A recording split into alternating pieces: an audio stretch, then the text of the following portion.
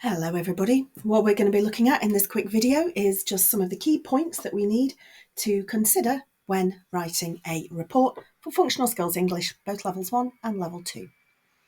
So, first thing I'm going to show you is just a couple of examples from past papers. This is the kind of question that you could be asked to write. So if we look at the first one, we are given a scenario. It says there aren't enough car parking spaces for the people who come to your place of work. You've been asked to write a report outlining the problems this causes.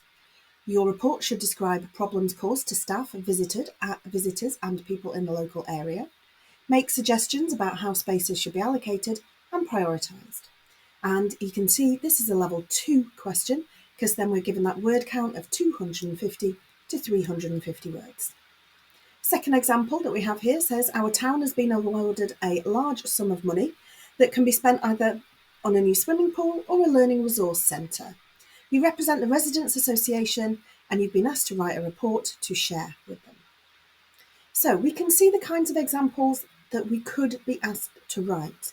And I understand writing a report is something that, unless we have that task in our everyday working lives, can be seen as a little bit daunting. So hopefully, just in the next few minutes, I'm going to be going through and showing you some of the key things we need to think about before we start writing, while we're writing, and then things to check once we have finished. So the first thing that we're going to have a look at is just to consider our purpose, audience, and format. So before we start writing any type of text, we do need to consider these three things. Why are we writing? Who are we writing to? And then the last one, what should that document look like? Where should the information be placed in various places around the page? So we need to consider our language. What kind of things are we going to use? What kind of things are we going to avoid? We are going to be using formal language throughout.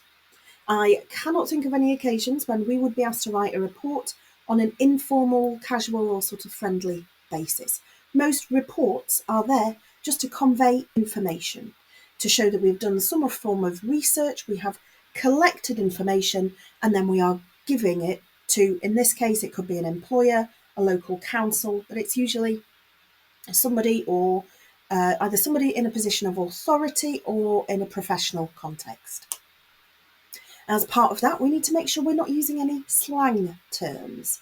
So things like coulda, woulda, shoulda, gotta.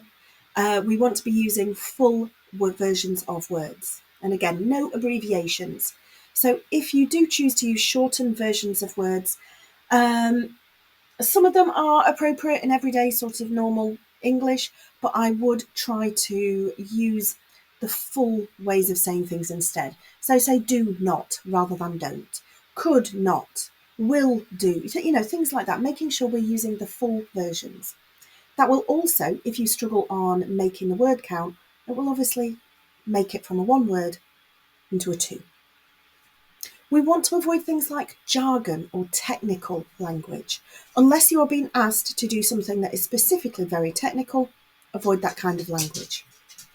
And then the last one is avoid things like emotions or highly evocative descriptions.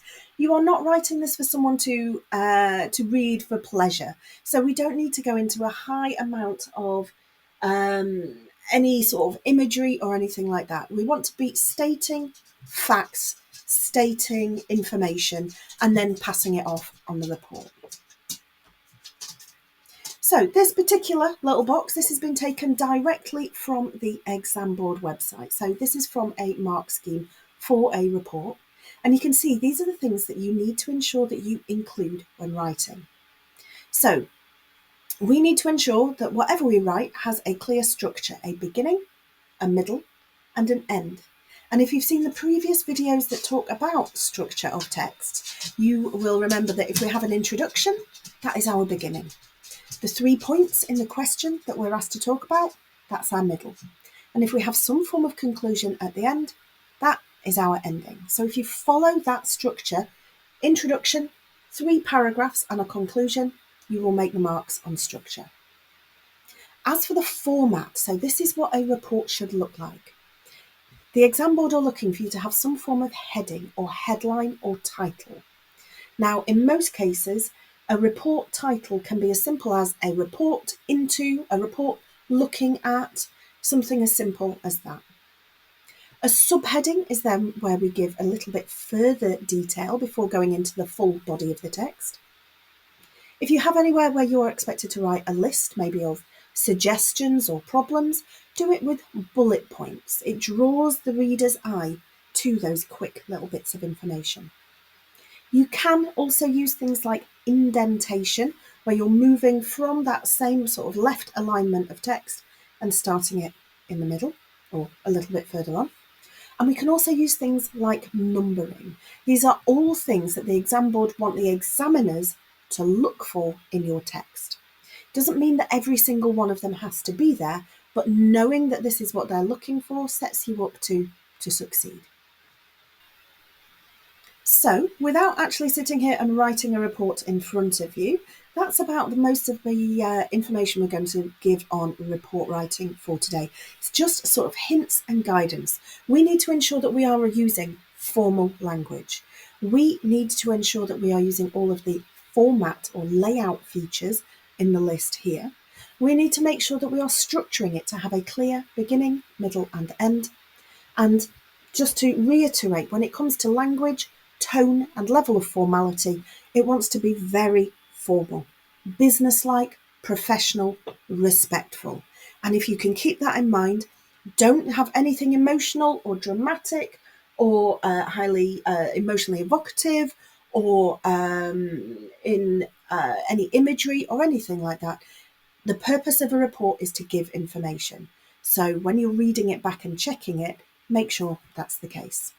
I wish you all the very best of luck, and if you'd like to have a go at either of those questions that came up as the example, please feel free, send them to me by email and I will happily mark them as if it was a real exam question. Thank you all very much. See you in the next one.